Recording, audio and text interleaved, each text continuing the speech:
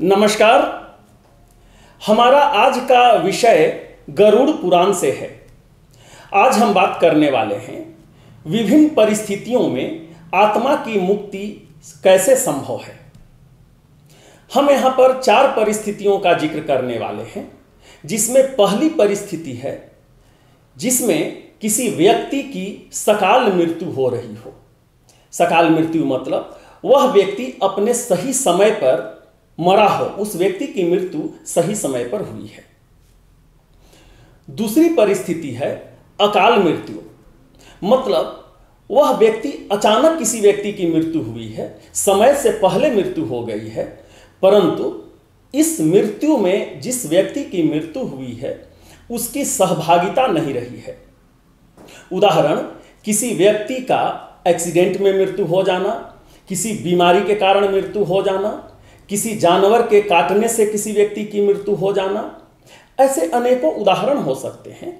परंतु यहाँ यह समझने की जरूरत है कि ऐसी अकाल मृत्यु जिसमें जिस व्यक्ति की मृत्यु हुई है उसकी सहभागिता नहीं रही हो।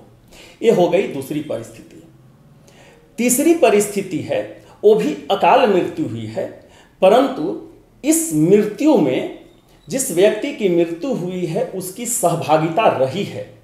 उदाहरण, अगर कोई व्यक्ति सुसाइड कर लिया है, आत्महत्या कर लिया है, चाहे वह फांसी लगाकर, जहर खाकर, नदी में कूदकर, पहाड़ से कूदकर, अनेकों मतलब कारण हो सकते हैं।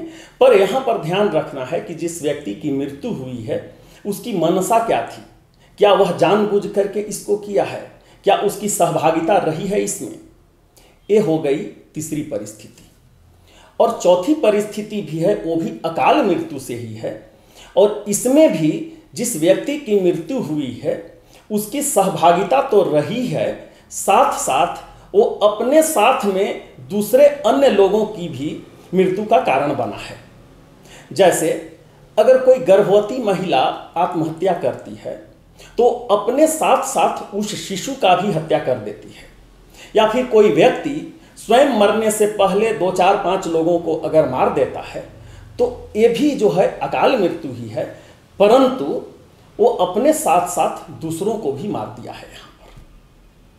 तो ये जो चारों परिस्थितियां हैं, आज हम उसी के बारे में बात करेंगे। जब हम यहाँ बात करते हैं कि आत्मा की मुक्ति, आत्मा की मुक्ति का मतलब है आत्मा को सही स्थान पर पहुंचा देना। अगर कोई आत्मा भटकते हुए है उसको सही जगह पर पहुंचा देना। हम अपने विषय को आगे बढ़ाएं उसके पहले हम एक छोटा सा अलग विषय से हम हटते हैं। हटना इसलिए जरूरी है कि जब आप इस चीज को समझ लेंगे तो हमारा जो मुख्य विषय है वो समझने में आपको आसानी होगी। आप प्रायः देखे होंगे कि 2 प्रकार के अतिथि होते हैं जो हमारे घर में आते हैं। एक वे जो पहले से ही हमको इन्फॉर्म कर देते हैं, पहले ही सूचित कर देते हैं कि हम आने वाले हैं, और दूसरे वैसे जो अचानक आपके पास पहुंच जाते हैं। तो जो पहले वाले जो अतिथि होते हैं उनके लिए आप तैयार रहते हैं, तो आप अपना कोई गाड़ी भेज देते हैं उनके घर में, या अगर वे रेलवे स्टेशन से आने वाले हैं या एयरपोर्ट से आने वाले हैं तो वहाँ भी आप चले जाते हैं उनको लेने के लिए। ये सब काम आप इसलिए करते हैं क्योंकि जो आपके यहाँ अतिथि आने वाले हैं उनको किसी प्रकार की कोई असुविधा न हो।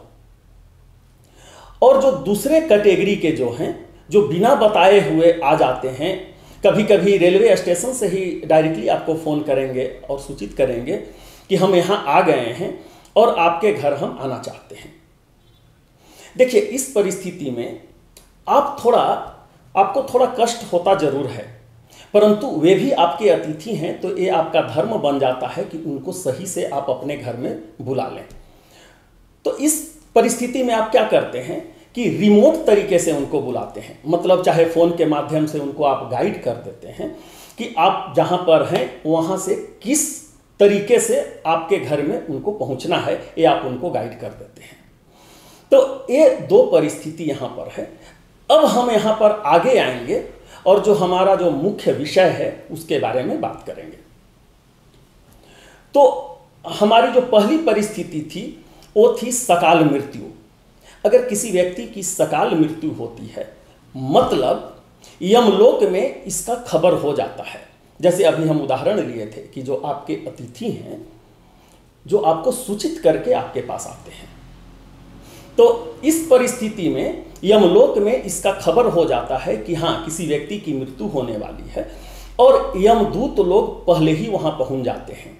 और जब किसी व्यक्ति की मृत्यु होती है, उसी क्षण उसका जो आत्मा है उसको अपने संरक्षण में ले लेते हैं।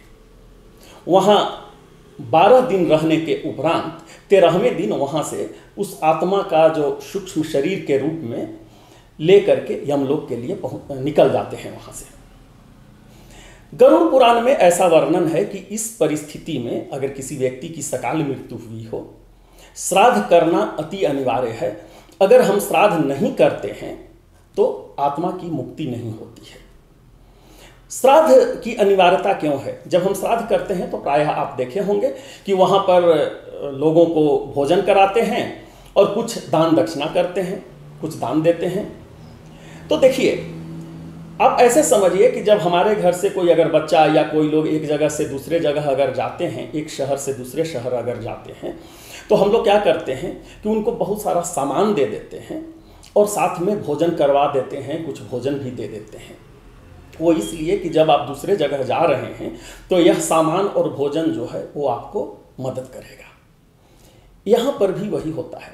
वो जो आत्मा है, अब हमारे यहाँ से वो पीतर लोक में जा रहे हैं, ठीक है, एक जगह से दूसरे जगह जा रहे हैं, तो हमारा ऐसा मानना होता है कि हम उनको कुछ भोजन करवा देते हैं और उनको जो कुछ भी दान वगैरह है वो हम कर देते हैं, ताकि वो जब दूसरे जगह जाएंगे तो उनको सुविधा होगी। तो ये श्राद्ध करना अति अनिवार्य बतलाया गया है आत्मा की मुक्ति के लिए। अब हम बात करते हैं दूसरी परिस्थिति के बारे में, जिसमें अकाल मृत्यु हुई है किसी व्यक्ति की और उस व्यक्ति की उसमें सहभागिता नहीं रही है। वो व्यक्ति नहीं चाह रहा था कि मेरी मृत्यु हो, इसके बावजूद भी उसकी मृत्यु हुई है। देखिए, यहां पर क्या हुआ, चूंकि ये अकाल मृत्यु हुई है, इसका खबर मतलब यमलोक में नहीं है, ठीक है, और आत्मा जो है वो सडनली शरीर से बाहर आ गया है। अब यहां पर क्या करना है, उस आत्मा को सही स्थान पर पहुंचाना है। जब हम बात करते हैं आत्मा की मुक्ति, मतलब सही स्थान पर उस आत्मा को पहुंचाने का जो विधि है उसी को हम लोग मुक्ति बोलते हैं, ठीक है। तो इस परिस्थिति में श्राद्ध कर्म तो करना ही है, श्राद्ध कर्म के साथ साथ नारायण बलि भी करना है। नारायण बलि एक ऐसा कर्म कांड है जिसमें भगवान विष्णु को आराधना किया जाता है, उनको प्रसन्न किया जाता है और आराधना करके उनसे आग्रह किया जाता है कि यह जो भटकता हुआ जो आत्मा है उसको आप अपने दूत के माध्यम से सही स्थान पर पहुंचवा दीजिए, क्योंकि हम इस काम को नहीं कर सकते हैं। तो इस विधि से मतलब जो भटकता हुआ जो आत्मा है उसको सही जगह पर पहुंचाया जाता है। तो यह हो गई दूसरी परिस्थिति। अब हम तीसरी परिस्थिति का हम बात कर रहे हैं, जिसमें अकाल मृत्यु तो हुई है और इसमें जिस व्यक्ति की मृत्यु हुई है उसकी सहभागिता रही है, वह जानबूझ करके अपने शरीर को नष्ट किया है। इसमें भी वही है, आत्मा जो है शरीर से मतलब बाहर आ गया है, ठीक है। वही जो दूसरी परिस्थिति हम जो उदाहरण दिए थे, रिमोटली हम अपने गेस्ट को बुलाते हैं अपने घर में, अपने अतिथि को, यहां पर भी वही है, अकाल मृत्यु में वही हो रहा है। आत्मा जो है बाहर में है और उस आत्मा को सही स्थान पर हमको पहुंचाना है। यहां पर श्राद्ध कर्म तो करना ही है, साथ में नारायण बलि भी करना ही है, ये दोनों तो करना ही है।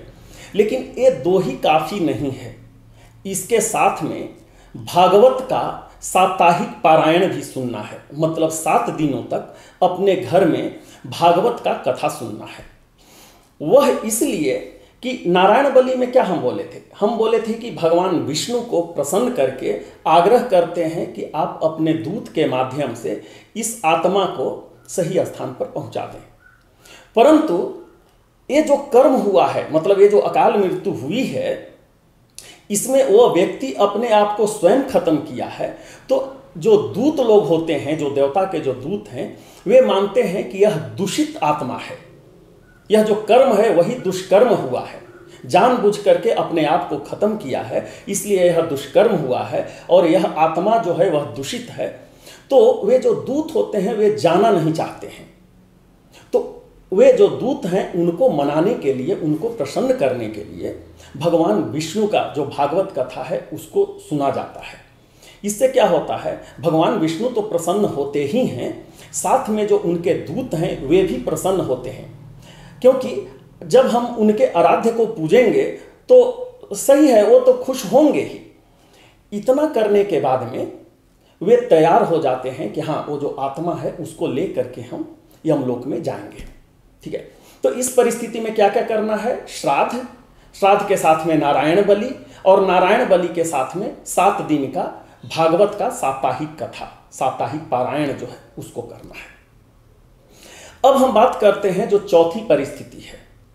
चौथी परिस्थिति में इसमें क्या हुआ है, व्यक्ति स्वयं तो मरा ही है, साथ साथ दूसरे को भी मार दिया है। इसको सबसे गंदा कर्म बतलाया गया है, और इस परिस्थिति में आत्मा की मुक्ति तो होगी, पर बहुत लंबे कालखंड के बाद में। जब हम लंबे कालखंड बात कर रहे हैं, मतलब वो आत्मा का भटकाव कब तक रहेगा, आप ये समझिए।